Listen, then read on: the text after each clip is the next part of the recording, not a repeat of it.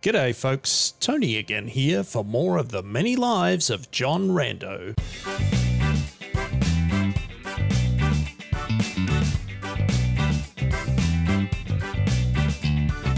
We're digging down into the lair of this legendary salamander with the unpronounceable name. And we're going to keep on trucking and see what happens. What is this we have here? A dawn glider. This feathered serpent glides upon great leathery wings. The air about her colourful plumage shimmers with heat, and she leaves in her wake a blazing trail. Equipped with bite, wings tough and hostile. Oh boy. How far underground are we again? This certainly seems like a job for... Our boost toughness has 41 rounds of cooldown left. They are coming right for me.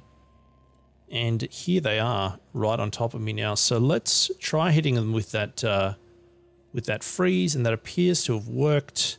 I don't know how hard these things are to hit, or how hard they hit. I'm having trouble penetrating their armor. They are apparently bloody. We are also bleeding, so let's try dropping that freezing hands on them again. They're frozen once more. And now we're on fire, and that's bad. Fire, not a fan. Let's try dropping a chill then on this dawn glider. Hopefully now it will stay frozen. I think we've just made a salamander there angry as well, but I think it's probably a good idea for us to pour some water on ourselves to try and put ourselves out. So let's give that a red hot go. We're going to pour it on ourselves. Let's go with 4. Yeah. How did that go? We are no longer on fire, so I'm taking that as a good sign. No.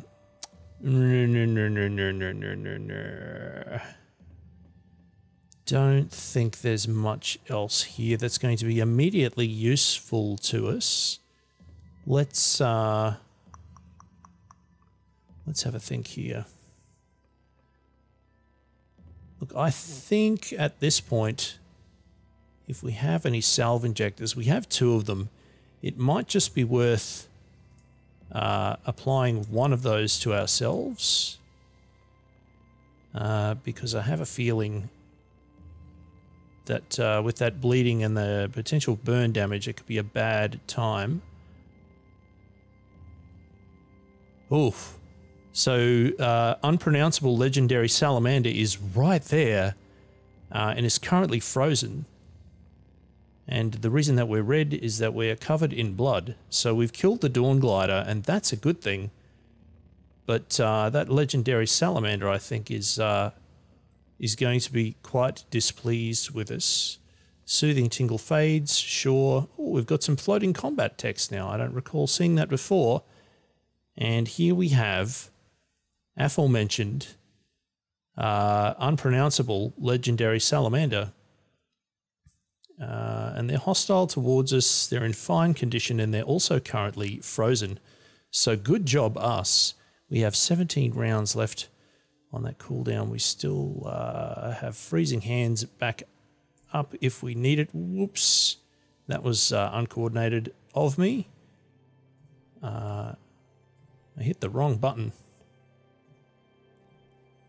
So we're trying to punch each other. I don't know how effective it's being. Not looking terribly effective. There we go. Let's try dropping that freeze down here again. Always good to get that freeze on. Just want to keep an eye on our hit points. So a dawn glider and the legendary salamander at the same time. That was interesting. We do have our boost toughness error and available, so I will keep that in mind. I'm hoping not to have to use it, and the floor just literally just covered in blood here at the moment. That chill still has a little ways to go. Staunch wounds. Oh, we were bleeding before. But it's a non-combat ability, of course. Not one that I've taken very often. but possibly worth keeping in mind there if we end up out of combat. All right, we're down a little too low for my taste. We're going to boost our toughness to give ourselves some more hit points. They're badly wounded. Let's see if we can drop that freezing hands on them, and there we go. Our reputation with unshelled reptiles changed by -205. That's a bad time. The cult of Antihim changed by 110. Bears are a little happier with us. Urchins are considerably happier with us. And there we have some extra experience points. Go team. There is a bloody Dawn Glider tail here. What is this going to do for us? Char coats the prismatic scales of a coiled ring of meat. It smells like on open flame. I assume that's meant to say an open flame. We'll pick it up. Why not? So, the legendary Dawn Glider, the legendary Salamander is now done and dusted. We might do a rest until healed. Toughness returns to normal. Blood appears to have moved off us. Oh, look at all of these goodies. We're going to get the copper nugget. We're going to get the bent metal sheet. We're going to get the cracked lens. We're going to get the fractured microchip. We have some chainmail here. What's that going to do for us? 3, -1. Let's try picking that up. We have enough carrying capacity here at the moment. So 2 and 0, 4 and 7.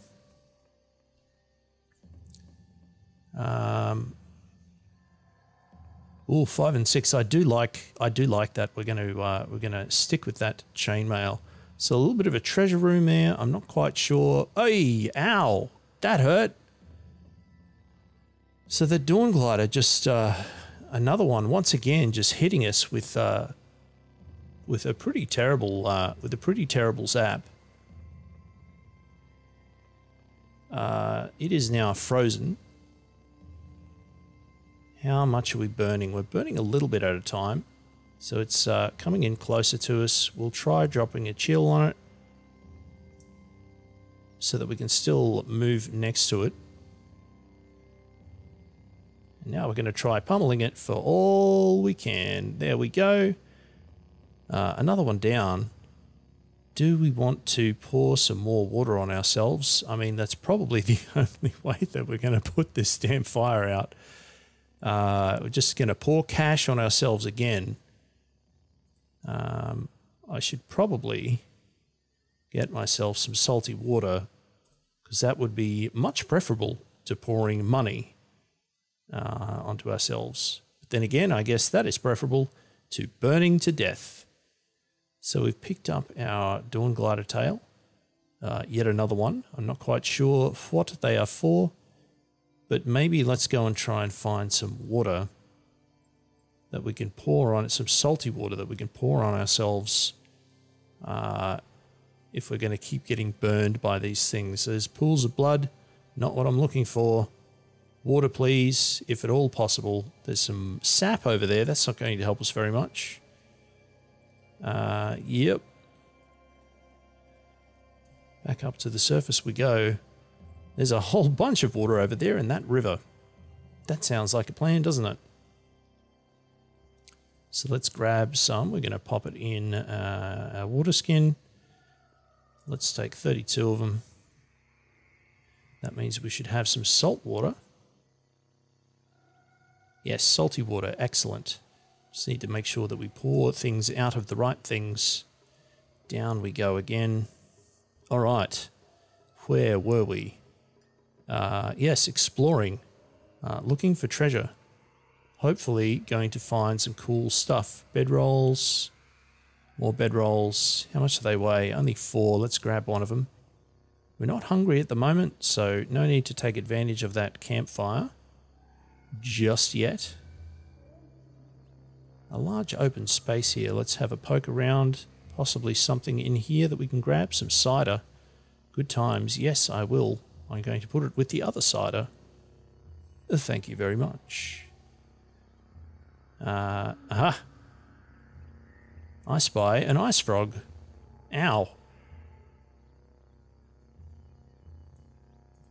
Now, there was something here that we had to do,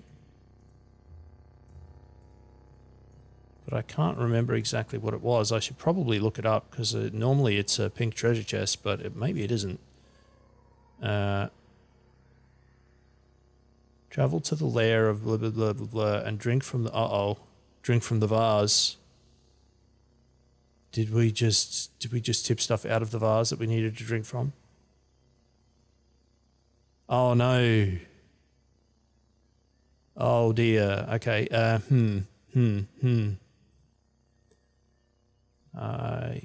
Yeah. Yeah. Let's, okay. Let's try something here. I think we might have done it bad, but we can try in some way.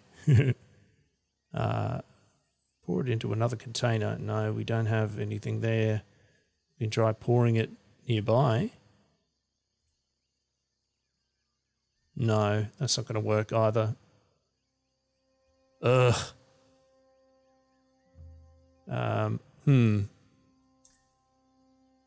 Aha, fill. Yes. That. I'm just going to put the cider back in it. Let's drink from it. Yes. Spicy and delicious, sated and quenched. Yeah, we did it. Slightly decanted, but problem still solved. So now that we've drunk from it, let's grab that back out of there. Let's pop the rest of the cider back in there. All right, so quest completed. We can go back to Kalan, but first, let's just finish having a poke around here and see what other treasure we might have in store for us, or potentially what other horrendous things are going to set us on fire. Speak of the devil. All right. Oh, ouch. That is a lot of fire. It's just a lot of fire happening here. Let's freeze that thing first. While it's frozen then, we can hopefully put the fire out with our salty water. We're going to pour it on ourselves, and 4 will do just nicely. Salty water. That's bound to be very uncomfortable. Alright, come on now. Let's get rid of this thing. Go team, another 375 experience points. I like it. Treasure chest.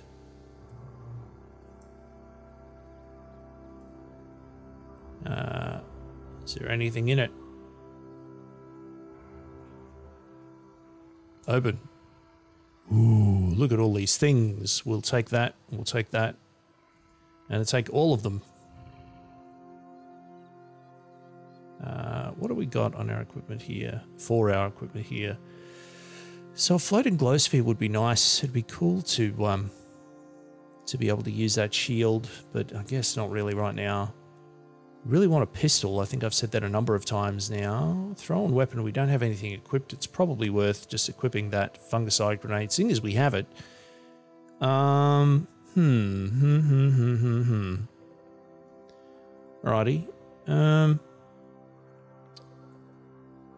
What is this weird artifact? Electro bow. Oh boy. Very much a fan of that one. Let's get that equipped immediately.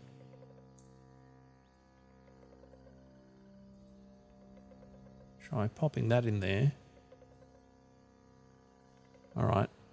Hopefully that means we can still shoot stuff. I don't know how charged the electro bow is, but it's nice to have it. And here's a pesky chameleon. I'm going to try and keep it frozen, so it doesn't make us bleed. That appears to have worked, and I think that might pretty much be all of the dungeon. Good times. So we did find some cool things. I think there was another weapon in there as well. What was it? Copper nuggets, musket, engraved short bow, steel cookery, 1d4, and we're using a steel utility knife, which is also 1d4, and it does sound cooler when you say that a scholar wielding a utility knife is defeating many enemies. So we might stick with the utility knife. Let's zoom ourselves all the way out. Our carry limit is pretty high here at the moment. And we might head our way back to Kawan so that we can complete the quest. Now I have to remember who it was that we needed to talk to. Queen Mashwoon. It's been a while since I've been here in town. Let's see if I can remember where Queen Mashwoon is. I think they're up here in the tent, possibly, perhaps not. Oh, Queen Mashwoon, where are you? Are you Queen Mashwoon, or are you an apple farmer's daughter? You are an apple farmer's daughter.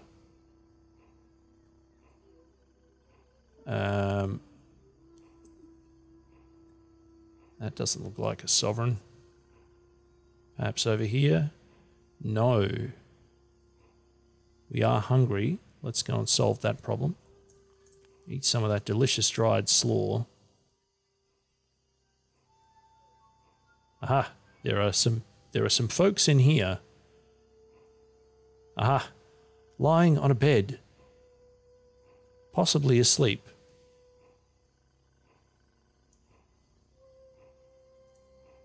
Indeed, definitely lying on a bed. Well, that's somewhat inconvenient. Let's try selling some stuff then.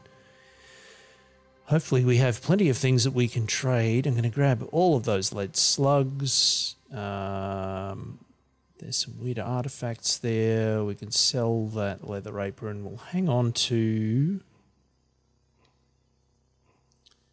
Actually, no, we won't. We'll get rid of those wooden arrows. Dawn glider tails, just worth a ton of cash. I'm sure they're good for something else. Just in terms of dollar value, we have an electro bow. Is it worth keeping the short bow? 14 is quite a pleasant amount of money, though. We can get rid of those copper nuggets. That beaded bracelet also worth a fair bit. So maybe we can just stack everything up here and see what we can buy when we have all of these things. I don't know what those Dawn Glider Tails do, so I might just hang on to it for now. Let's have a look at this, pardon me, engraved vinewood sap mask.